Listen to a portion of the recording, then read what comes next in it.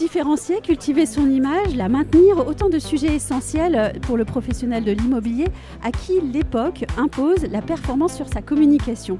J'ai le plaisir de recevoir Nathalie Garde, enseignante-chercheur, membre du think tank immobilier de l'Institut Sapiens, membre du comité éditorial du salon Rent et auteur. Bonjour Nathalie Garde. Bonjour. Honneur à l'édition tout d'abord, car vient tout juste de sortir l'ouvrage suivant, Numérique et parcours client dans l'immobilier. C'est un ouvrage collectif et donc tout d'abord bravo à tous les auteurs. Vous avez participé à cet ouvrage, je crois. Oui, j'ai participé. Donc j'ai travaillé moi sur la gestion des avis négatifs dans le secteur immobilier. Donc j'ai travaillé à la fois sur des données de terrain, c'est-à-dire Jean-David Depineux d'Opinion System a gentiment partagé ces données, donc j'ai pu faire des analyses vraiment concrètes et donc j'ai mis vraiment en évidence, alors évidemment il faut gérer ces avis, les avis positifs, c'est bien d'y répondre, mais essentiellement les avis négatifs, parce qu'ils sont le reflet d'un échec de service en général, d'une mauvaise expérience client et qui va impacter donc sur l'image et la réputation du professionnel. Oui, alors ça c'était ma dernière question, mais c'est pas grave. Qu'est-ce qu'on met en place justement quand on a eu, comme vous le dites, un échec de service? Parce que, rappelons-le aussi, l'erreur est humaine. Oui, une agence peut faillir un jour sur tel ou tel dossier. Tout à fait. Alors, le client en général est très tolérant à l'échec, il comprend. Donc, et d'ailleurs, quand il exprime donc, son avis négatif, déjà, il est engagé émotionnellement et il veut être entendu et il laisse une seconde chance en fait à l'agence.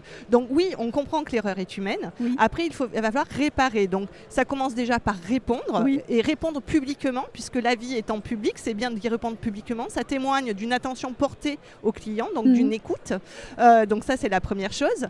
Alors souvent, on est un petit peu énervé, parce que les avis négatifs sont toujours pris sur l'émotion. Les gens ne sont pas contents, donc ils sont peut-être agressifs. Et là, le professionnalisme sera de dire, bon, ok, on prend de la distance, il ne faut pas le prendre pour soi. Pourtant, parfois, le professionnel a fait une erreur ou en tout cas a été défaillant, mais il a fait de son mieux. Donc voilà, donc il se sent agressé. C'est là qu'il faut prendre de la distance affective pour pouvoir répondre de façon la plus professionnelle, en régulant ses émotions et en régulant aussi les émotions du client pour le faire atterrir. Voilà. Et après, évidemment, il peut y avoir un coup de téléphone, bien sûr, pour s'expliquer et gérer tout ça. Mais qu'est-ce qu'on fait alors avec les gens un peu excessifs? Parce que bon, il y a erreur et erreur en fait. Il y a aussi des gens qui en rajoutent. Oui, alors tout à fait. Donc de toute façon, même si c'est faux, en fait, il faut endosser ses responsabilités. C'est-à-dire, vous avez raison, pour le faire vraiment redescendre. Et effectivement, à partir de là, bon, alors après, d'accord, il y a des clients toxiques, alors cela, voilà. Mais à un moment donné, c'est dire, ok, quoi qu'il arrive, on prend sur soi et puis on essaye de voir comment on va pouvoir réparer donc ce service défaillant. Tiens, mais moi, je me dirais... moi, mon métier, c'est de donner un logement aux gens en le louant, en le vendant. La communication, j'aime pas trop ça. Alors les avis, encore moins. Bien, je vais effacer tout ça. Oui, alors ça c'est l'erreur à ne pas faire parce que justement ça crée, on dit que les agents immobiliers, il faut qu'ils soient à l'écoute, empathiques. Alors là déjà ça veut dire ok, on ne s'intéresse pas aux clients, ça ne peut qu'envenimer les choses, voilà, donc ça va faire du bouche à oreille négatif. Et puis si on n'est soi-même pas en capacité de gérer ça, en général dans une agence il y a une équipe et c'est bien aussi en fait d'en parler et parfois quand c'est trop excessif, c'est là que le directeur d'agence a son rôle à jouer. Oui, et d'ailleurs, la question de l'image de l'agence désormais est au cœur des préoccupations de l'agent immobilier, ou en tout cas, elle doit l'être. Oui, alors tout à fait. Alors pourquoi c'est important cette réputation et cette image? Parce que le service est immatériel, donc ça veut dire qu'on ne peut pas éprouver sa qualité avant de l'avoir consommé. Oui, d'accord. Donc ça veut dire que si moi je dois choisir un prestataire de service, eh bien je vais essayer de me renseigner. Donc les avis clients, l'image, la réputation de l'agence et même la marque, tout simplement, vont être des signaux de qualité. Donc il va me permettre d'effectuer mon choix avant même de l'expérimenter. Donc c'est vraiment important parce que les gens se renseignent aujourd'hui, notamment pour la personne qui va vendre sa maison, parce que j'allais dire l'acheteur ne choisit pas son agent. Voilà. Mais maintenir son image, sa bonne image, cela demande une vraie expertise. Ça demande, oui, alors ça demande une expertise, ça demande une approche marketing, bien sûr. Alors, une bonne image, c'est déjà délivrer un service de qualité et donc s'intéresser à l'expérience client et à tout son parcours. Donc, peut-être entrer dans des questionnaires de satisfaction, mais qui ne sont pas là juste pour se glorifier, parce que souvent, la recherche de la satisfaction et l'étude de la satisfaction par les agents, c'est de se trouver des étoiles. Là, il faut le prendre au contraire pour voir et essayer de capter ce qui, dans le parcours, est plus difficile ou crée des irritants. Pour pouvoir s'améliorer et donc délivrer une expérience de qualité, un service de qualité, c'est ça qui construit l'image. Après, évidemment, la gestion des avis, mais j'allais dire au départ, c'est cette dimension-là. Mais alors dites-moi, heureusement, nous sommes à l'ère du numérique, hein, on avait commencé notre interview avec ce terme du numérique. Il y a des outils maintenant, et de sacrés outils.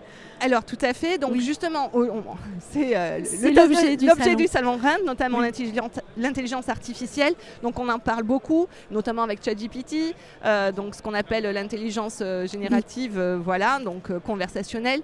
Donc là, effectivement, ce qui change dans les métiers de l'immobilier, c'est que le service va être coproduit. Non pas à deux, en général c'est le client et le professionnel, là sera une coproduction tripartite, IA, professionnel et donc le client. Parce que évidemment le client participe à cette coproduction. Alors à la fois on va pouvoir standardiser le service, c'est-à-dire que l'IA va pouvoir répondre automatiquement aux clients, ce qui permettre d'avoir plus de réactivité, d'accord, parce que toutes les sélections de dossiers, enfin tout un tas de tâches qui va pouvoir être prises en charge par cette IA, des recommandations qui vont être plus personnalisées. Donc tout ça, ça permet d'améliorer. La question, c'est de savoir comment on va déléguer des tâches à l'IA. Quelles tâches vont être conservées par l'humain pour conserver une expérience qui reste à la fois humaine, mais aussi authentique, tout à fait. Donc là, ça change totalement les process et il va falloir former les agents pour que, en fait, ce qu'on appelle des fusion skills, c'est-à-dire travailler intelligemment avec l'IA. Donc apprendre de l'IA, mais qu'elle apprenne aussi donc de nous, avoir un esprit critique et toujours avoir la main là-dessus, parce que la créativité, quand même, elle reste humaine. Voilà. Et la relation aussi, bien sûr. Mais oui, quand je vous entends, en fait, il y a un mot, c'est celui de sincérité. Oui, c'est tout à fait de sincérité, d'authenticité. Et j'allais dire, le rôle de l'agent immobilier demain, c'est vraiment celui qui va accompagner émotionnellement son client dans sa relation. Voilà. Eh bien, merci Nathalie Guin d'être passée sur les ondes de l'IMO et puis bonne chance à l'ouvrage. Merci beaucoup. Au revoir.